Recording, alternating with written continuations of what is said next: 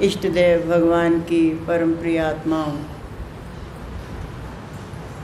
आज गुरु पूजा का पावन दिन हम सब ने मनाया। ये कहाँ से चला इसका तो पता होना चाहिए ना, या आपको पता है कहाँ से चला ये? अरे इस तो क्या है, ये कहाँ से चला? इसका एक नाम गुरु पूजा भी है, गुरु पुण्या भी है और व्यास पूजा। मेन नाम है इसका व्यास पूजा। इसका मतलब जाहिर सी बात है, इसका कुछ रिश्ता व्यास जी से जुड़ा हुआ होगा। जब इसका नाम व्यास पूजा है तो इसका नाम पक्की बात है व्यास जी से जुड़ा हुआ तो होगा। कहते हैं मुनि सुखदेव जी हुए हैं हमारे, और वो 10-11 वर्ष तक गर्भ में ही रहे। वो कहते जी मैं बाहर ही नहीं आऊँगा, क्योंकि मैं जैसे बाहर निकला तो प्रभु की माया व्याप जाएगी। इसीलिए पहले ही प्रार्थना की कि प्रभु इस माया से बचा के रखना, ये माया तेरी बड़ी खतरनाक है। अब सोचो, ये थोड़ा सा समय होता है तो माताओं की हालत ख़राब हो जाती है, तो ये तो लंबा चौड़ा पीरियड था। एकदम से सब तरफ त्राही त्राही मची। माता की कष्टों को देखते हुए, माता के कष्टों को देखते हुए उन सबको ये लगा कि जहाँ तक हो कुछ भी करके इसको ख़त्म करना चाहिए। तो व्यास जी तो पहुँचे हुए संत थे, ये उन्हीं के सपुत्र थे। तो उनसे ये कहा गया भाई जो भी रूह अंदर है बाहर आए। कहते जी मैं नहीं बाहर आऊँगा, क्योंकि मेरे को प्रभु की माया से डर लगता है और मुझे माया नहीं चाहिए। भगवान ने ये वचन दिया कि माया तुम तो क्या, तुम्हारे उस समय के अंदर जितने भी बच्चे जन्म लेंगे उनको भी नहीं व्यापेगी, किसी को भी नहीं व्यापेगी। और उन्होंने कहा ठीक है, मेरी एक शर्त और है, वो ये कि जब तक मेरा जन्म होए मेरी सोटी कमंडल खड़ाओं बिल्कुल तैयार होनी चाहिए, ताकि जो है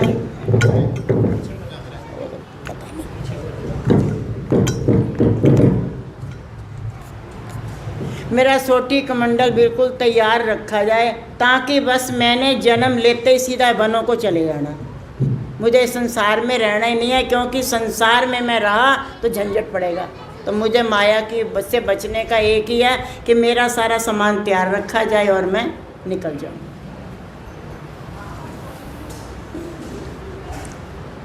तो कह दिया भाई ये भी ठीक है, अब तो कुछ तो कर ले भाया, इस समय तो माता की हालत ख़राब हुई पड़ी है। तो सारी बातों को मानते हुए जो है उन्होंने इस बात को भी स्वीकार कर लिया।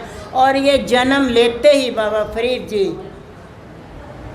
गए सुखदेव जी, जन्म लेते ही जो सुखदेव जी जंगलों की तरफ को निकल गए। 10-11 वर्ष और बीत गए, बड़ी तपस्या की, सब कुछ किया, लेकिन जो चीज़ चाहिए थी वो नहीं मिली, क्योंकि गाइड नहीं था कोई, गुरु नहीं था कोई।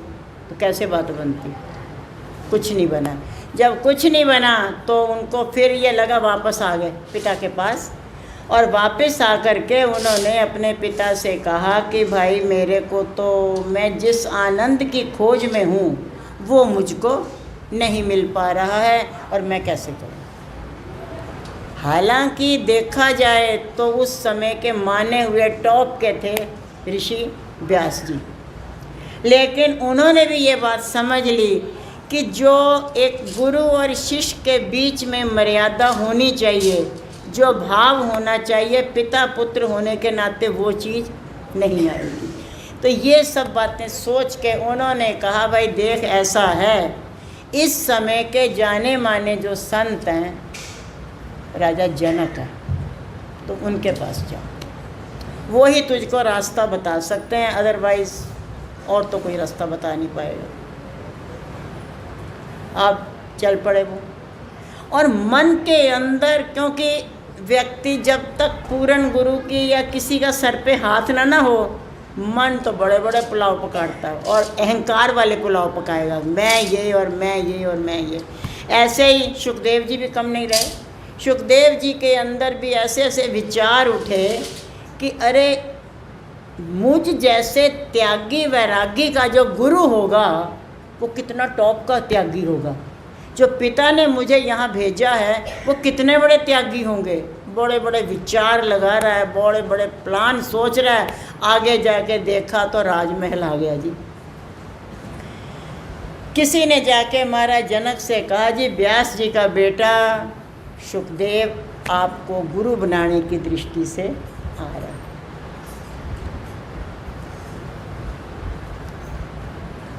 अच्छा भाई, अब थे तो वो भी वैसे ही संसार में थे, राजा थे, उसके बावजूद भी बिल्कुल निर्लेप थे, किसी में उनका कोई भी अटैचमेंट कहीं पर भी नहीं था।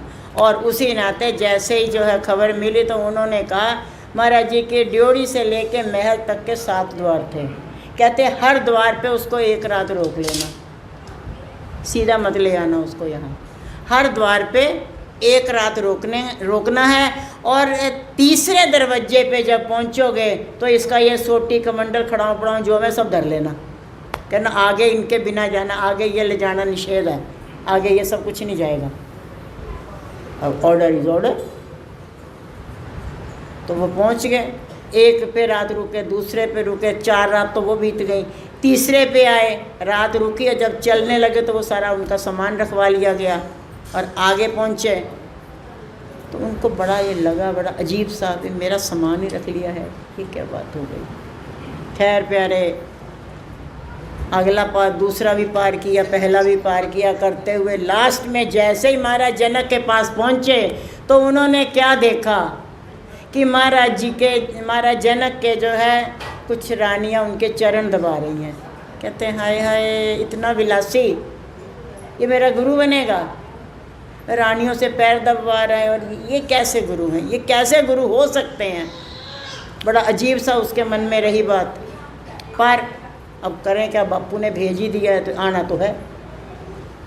मन में विचार बड़े अजीब से हो गए, लेकिन तभी उसकी एक और तरफ नज़र पड़ी। एक तरफ चरणों पे तो पड़ी तो दबाया जा रहा था, लेकिन अभी विचारों के आते आते एक तरफ और नज़र पड़ी तो उसने क्या देखा कि दूसरा जो चरण है उनका खोलते कढ़ाई के तेल के कढ़ाई में पड़ा हुआ और वो आराम से खोल रहा है। भगवान, ना तो उनको दबाने वालों से सुख मिल रहा है, ना वो तेल खोलते में डालने वालों से दुख मिल रहा, वो बिल्कुल अजीब बैठे हुए। उसको देख के उसको बड़ा कुछ लगा भी, अरे इनका पैर जल नहीं रहा। खैर लगता रहे, महाराज जनक ने तो जो करना था सो करना ही था। उसको बैठा लिया और बैठाने के बाद उनसे ये कहा गेट कीपरों से, भाई देखो अब ये दरवाज़ा कर दो बंद, और जब तक हम ना कहें अंदर कोई नहीं आएगा। हमने सुखदेव से अंदर की खास बातें करनी है। ठीक है भाई, हो गया दरवाज़ा बंद। तभी थोड़ी देर के बाद एक दरबारी दौड़ता हुआ आया, बोले महाराज मिथिलापुरी में आग लग गई।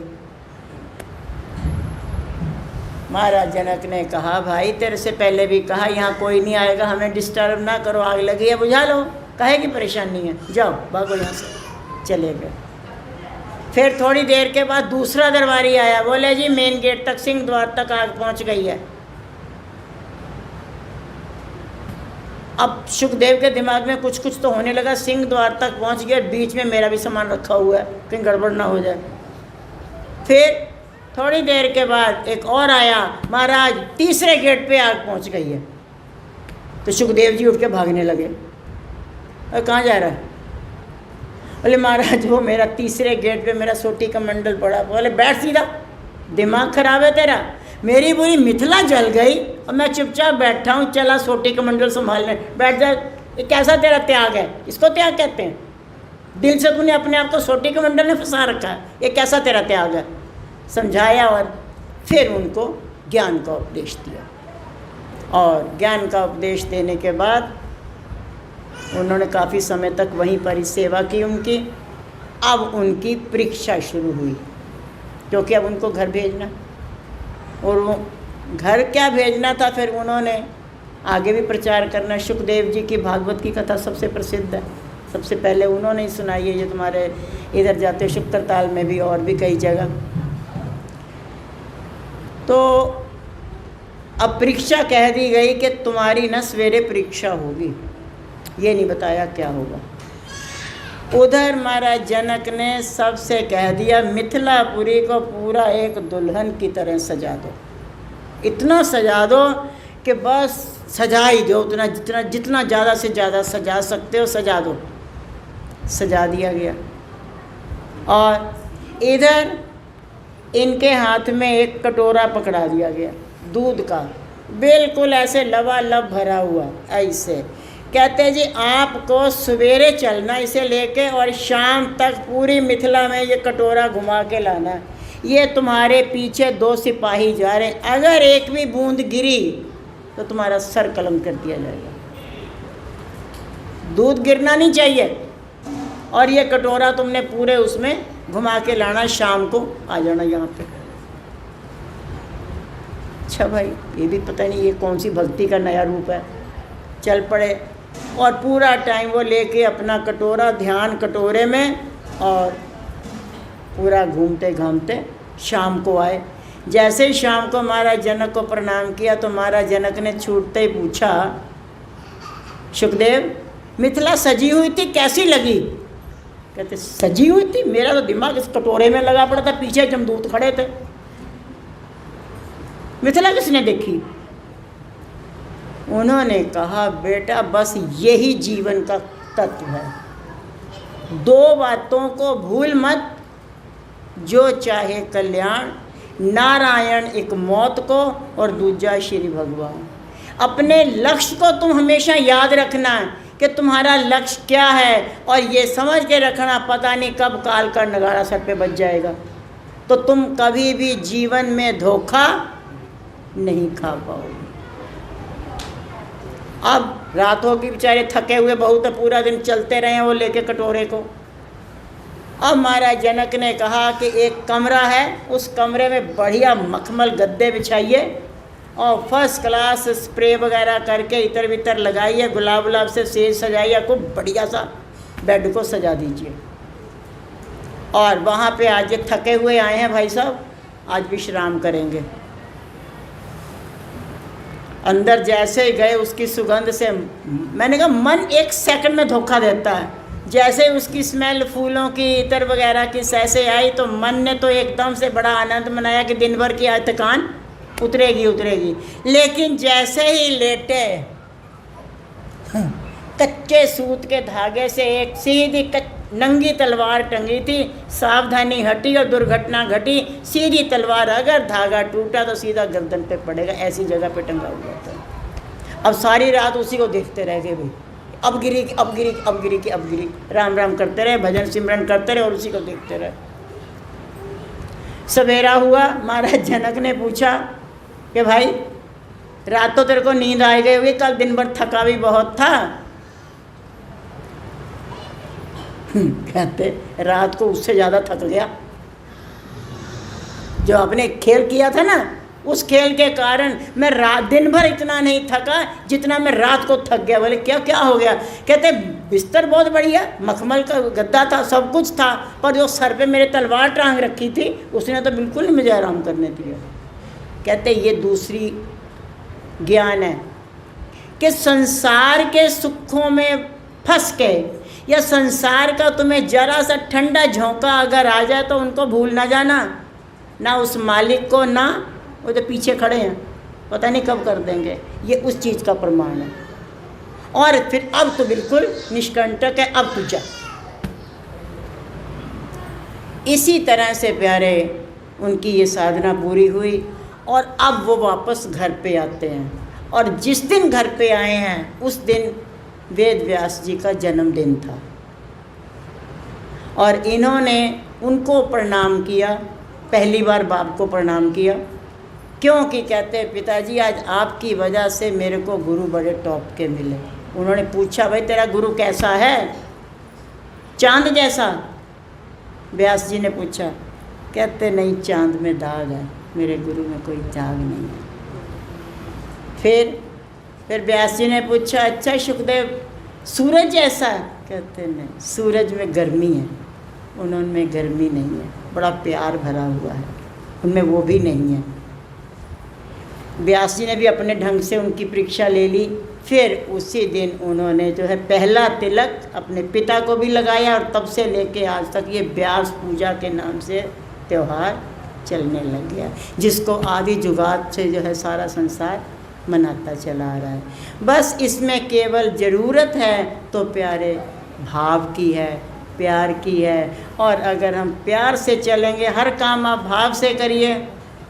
लखनऊ में शायद मैंने पहले भी बताया होगा, एक है वो ऐसे रिश्ते में दूर की भाभी लगती, तो मैंने नाम उसने मेरे से ले लिया। तो मैंने कहा, और ध्यान पे बैठते हो? कहती किसका ध्यान? कौन सा ध्यान? मैंने ये भी बात है, कौन सा ध्यान? ये तो मैंने बताया ही नहीं था कौन सा ध्यान। फिर मैंने कहा अच्छा ये ध्यान की क्वालिटियाँ तो बता दे कौन कौन सी, फिर मैं उसमें से बताऊँगी कौन सा ध्यान करना है। कहती सवेरे उठना, स्यापा करना। मैंने वाहिगुरु वाहिगुरु वाहिगुरु वाहिगुरु, स्यापा किदा करना?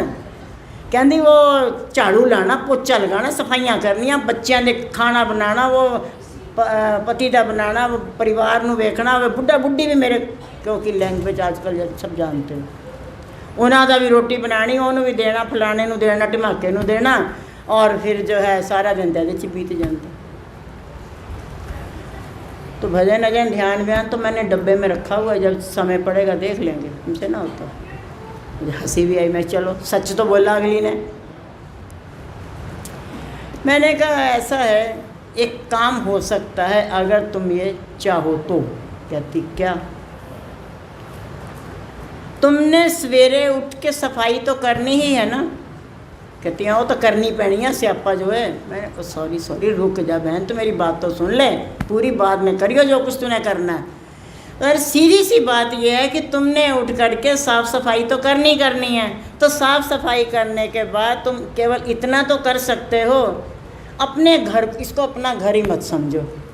अगर अभी मैं तेरे से ये कह दूं कि तेरे बेटे की सरकारी बढ़िया जॉब लग जाएगी और तुम फलाने मंदिर में जाके सवेरे सवेरे सफाइयाँ कर आया कर, और मैं ईमानदारी से बता रही हूँ, मैंने एक बार कहूँगी तुम 2 बार करोगे, क्योंकि स्वार्थ है।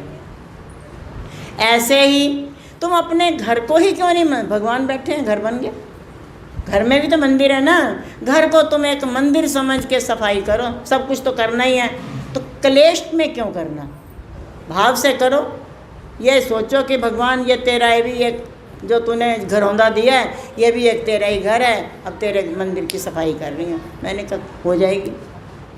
अब रसोई में जा कर के तुमने खाना बनाना, हाय कलेश फलाना ढिमाका ये और वो क्या क्या सोचती है, इससे अच्छा तुम यही एक सीधी सी बात क्यों नहीं सोच लेती कि भगवान को तो भोग लगाओगे, और तुम ये करो भगवान जी आपका भोग बनाने जा रही हूँ, बढ़िया सा बनवा लेना, फिर आपके बच्चे भी खा लेंगे। अब पति अपना बच्चे क्यों समझते, तो सीधे उन्हीं के भगवान के बच्चे कहते ना कि भगवान जी ये आपके बच्चों ने भी खाना, अच्छा सा भोग बनवा लेना।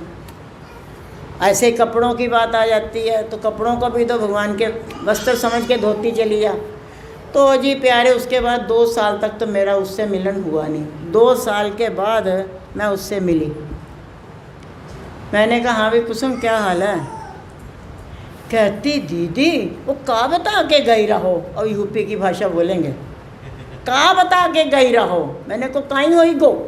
कहती काई का होई गो, अब तो मेरे 9 घंटे ध्यान के बड़े आराम से निकल जाते हैं, क्योंकि मैं तो वो सवेरे से ही मेरा चिंतन चले का शुरू हो ही जाता है कि हाँ ये भगवान का घर है, भगवान के बस्तर है, भगवान का रसोई है, भगवान की रसोई। बस उसके बाद जैसे बैठते हैं तो भटकना नहीं होती, और भगवान तो सवेरे से मेरे सर पे बैठ गया।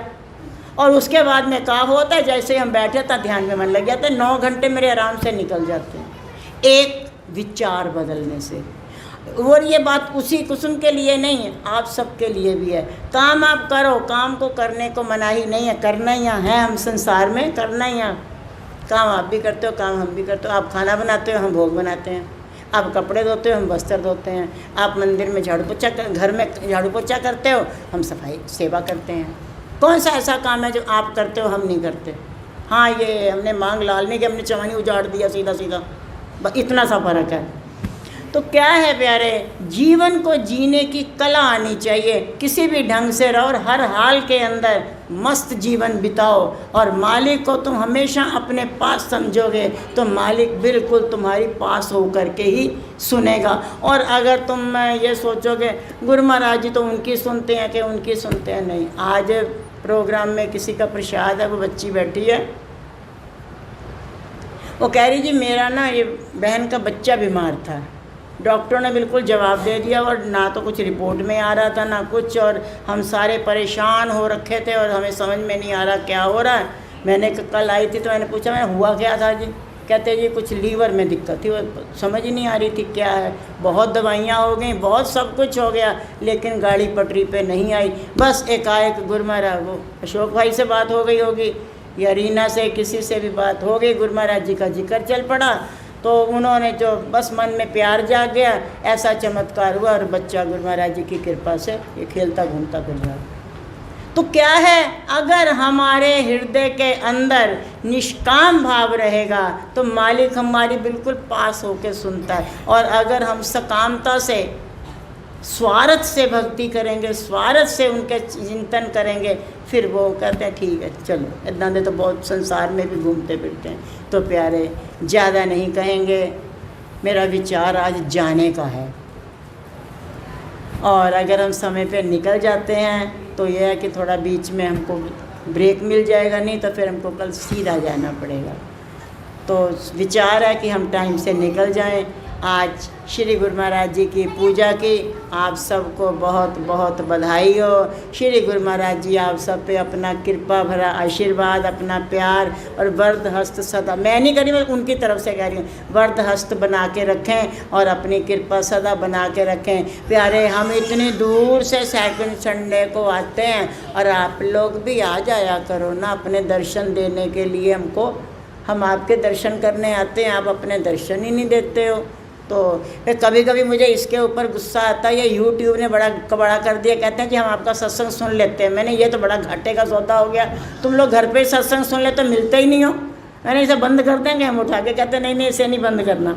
तो क्या है प्यारे, कोशिश करो, जीवन में उतार चढ़ाव आते रहते हैं, कोई ज़बरदस्ती नहीं, लेकिन जहाँ तक हो, महीने का एक दिन सेकंड संडे है, जहाँ तक हो आते रहो, मिलो, हमारी भी सुनो, अपनी भी कहो, और गुरु महाराज जी के सामने यस सर की हाजिरी भी लगाएंगे, बहुत आनंद भी आएगा।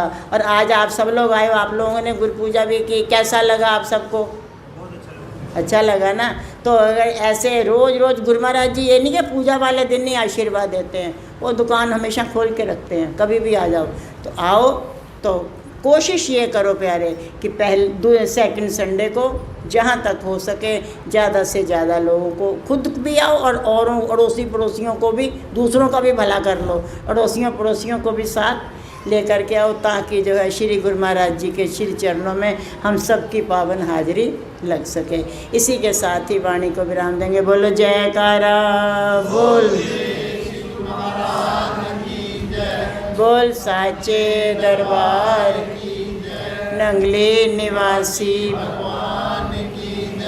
परमहंस दयाल महाराज घट घटवासी भगवान, बोल चरण धूलि वाले भगवान की, घट घटवासी भगवान की।